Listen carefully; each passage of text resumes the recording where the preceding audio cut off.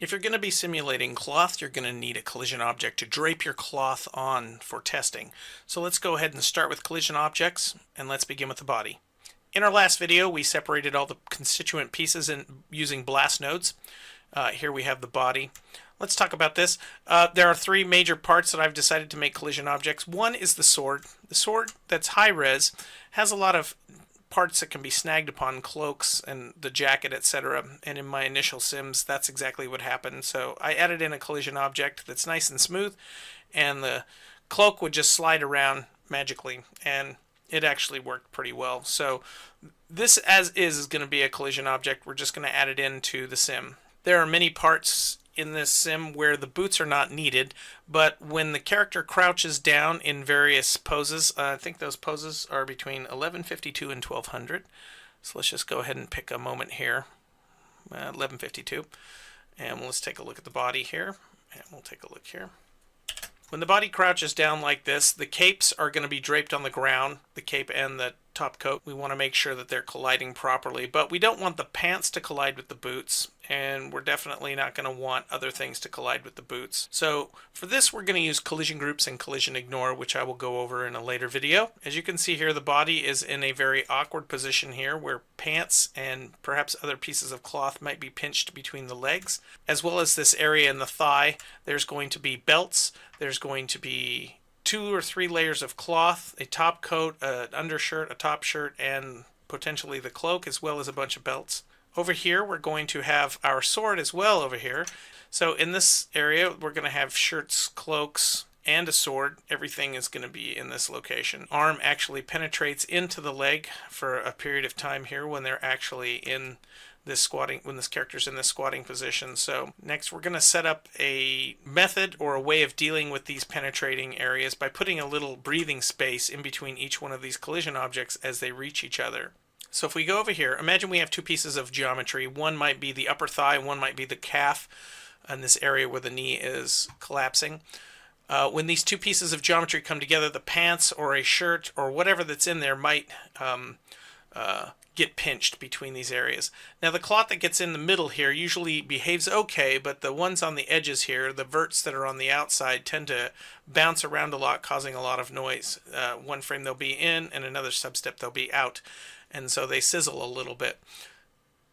So one way to deal with this is to use VDBs, volumes, so that we can actually sample whether the points on one side of this mesh are inside of the other mesh. And if they are inside of this, then it provides a negative value. And if any of these points on the mesh give a positive value, that means they're not inside the volume, so they're not pinching. So we can use that and multiply that by the normal to help push the geometry out a certain amount. And I have a little node that we are going to generate to do this.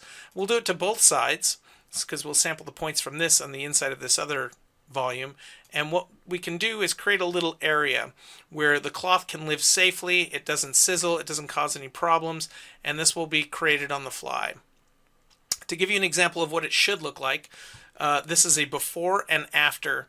This little area right here, and you can see where the arm was resting on the leg as we just witnessed. This will be an after. You won't notice it with the shirt and everything kind of pinching up here. It'll look natural, but there's plenty of room for the cloth to behave here. Here's another result where we see the sword collision object is pushing in a little bit as along the arm, so there's plenty of room for this object to exist.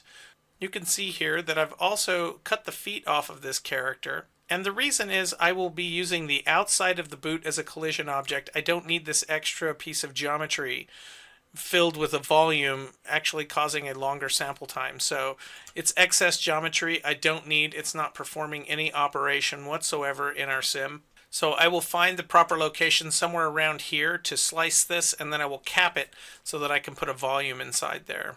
Also, the inside of the mouth is something I don't need, the mouth bag on the inside of the mouth, so I will probably cut the mouth out somewhere around the lips. That way it doesn't affect the volumes that's going to be put in, the volume that's going to be put on the inside of this as well. Let's go ahead and lay down some nodes. All right, let's start by placing down a convert node. This will convert our geometry to polygons so that we can use it inside of our point deform in a few minutes. After that, we're going to put a time shift, and this will give us the ability to lock our geometry at the very first frame. Right now we're at 1164. We want to lock it at the first frame sort of by cheating to create sort of a rest frame to perform all of our operations like chopping the legs and etc. So with your cursor inside the frame attribute, hit Alt-E and type in F-start and hit accept, and this will take you back to the start frame for whatever you're doing. Spacebar F to focus. After this, we're going to paint our attributes. I like to paint my attributes and use those all the way down the chain, because if you use a remesh node, it'll inherit the painted values based on proximity. So I'm going to go ahead and add that to paint all of our attributes. And we're going to do that throughout this course. So paint attributes, or attribute paint. There's a great master's class available on how to use this node. I highly suggest watching it.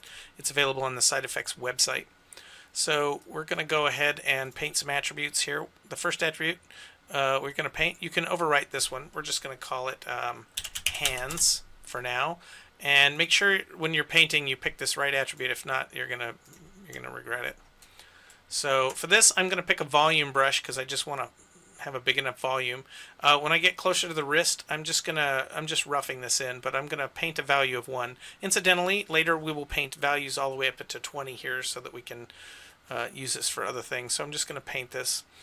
If you don't see this showing up here, it's because maybe you have this turned off.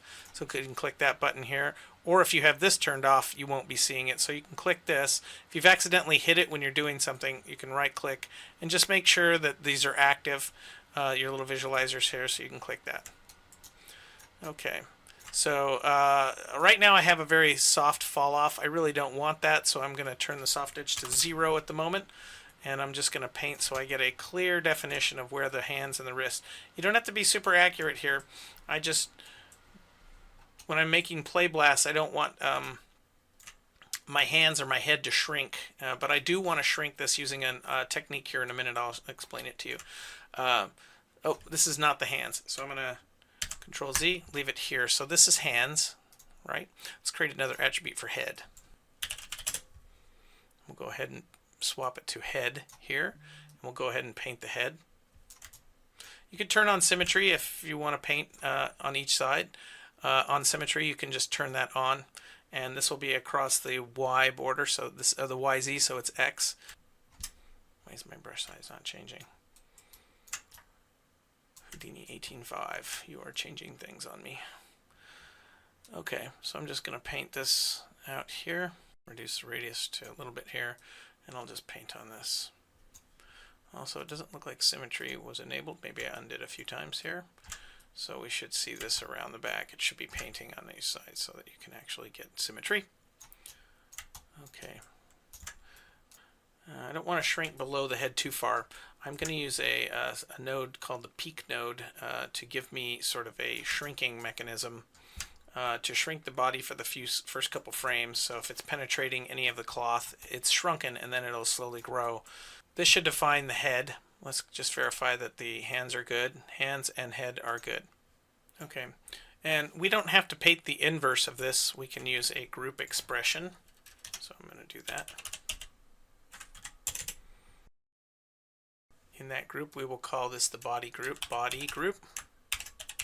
And the expression for this will be the attribute of hands, anything that's less than 0.5, and the attribute of the head, and anything that's also 0.5 or less. And these are not primitives, these are going to be points. Let's go ahead and select it. And I forgot to put an and symbol in here, 2 ands. There we go. So this will be the definition of our body, so anything that's in the body, that's left over in the body. After we chop the legs off, anything that's left will actually represent the body. Okay, let's select a ring of verts or a ring of edge loops here. So let's just hit S3, which will provide us with the selection set that we need. Or Control-Shift-2, that converts it to verts. And if I hit delete, that will chop our geometry for us here. Then I will select all of the geometry below. S4, and then just grow this geometry with a Shift-G, and then just delete that. blast node. One thing I like to do, some of these can get pretty extensive, especially when you're cutting some of the geometry. So as soon as I get a few of these, I like to grab them and then create a subnet where all of our geometry will be cut inside of here. And I just like it, call it cuts. And I will go inside there and continue working from here. So also I need to cut the mouth bag.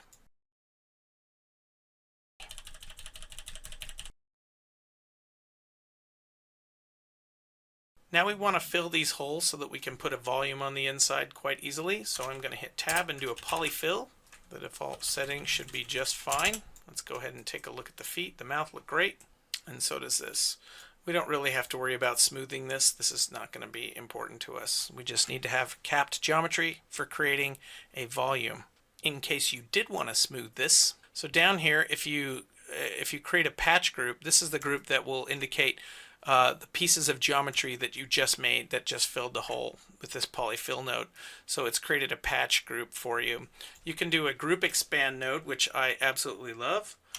Group expand, which will allow you to expand groups that are either poly groups, point groups, whatever kind of groups you want. It'll allow you to expand these groups. So the base group is now the patch group. There we go. And you can expand your selection by any amount you want. This is fantastic. It's fantastically useful. Or we'll just expand the group by 1 and put in a smooth node. So what we're going to do is we're going to call this one Smooth Me. Right? We'll call it, now there's a group called Smooth Me, and it should have a lot of primitives inside of it. Now we can use that in the smooth. We can see Smooth Me and look at the geometry, and then we can see beveled edges here. You can grow this if you need it to be a little bit more, so you can see kind of what it used to look like, and you can increase the strength if you need to, just kind of soften the edge. You might need this on your collision objects that you chop parts off of because you don't want cloth to get snagged on sharp edges. Okay, let's go up a level.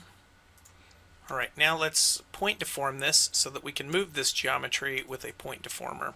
As a general rule, this isn't a hard and fast rule, but as a general rule, anytime I change the points of a piece of geometry, I try and do it in rest, and then I try and move that piece of geometry with a point deform. So point deform node, pull it in here. What goes in here is the geometry that you're going to deform. What goes in the middle one is the rest lattice. So rest points. That's basically what we cheated. So it's the output of the time shift. And then the one right above that will be the driver of this one. So if we click this button now, we have a point deform mesh. And if we scrub the timeline, we should see this footless character move on down the road. Okay, let's go back to our start frame. Okay, next let's add a peak node.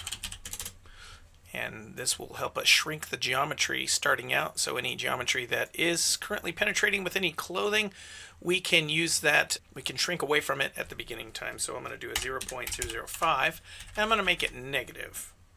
And if you watch, the whole body will shrink. The body looks pretty bad in the face, so let's limit this to just the body group. And we'll make sure we explicitly say these are points, just because I want to get in the habit of doing that. So just our body will shrink at the very beginning of this sim, wherever the wrists and the torso are. So all our shirts will not be penetrating. Okay, let's key that value. I'll click there, and we'll go to frame 1000. And at that point, we will key the value to 0, so it will no longer have an effect. Alt-click that. Okay, that's it for this video. In the next video, we'll actually apply the VDB carving out solution so we can create little areas where our cloth can simulate safely without being pinched.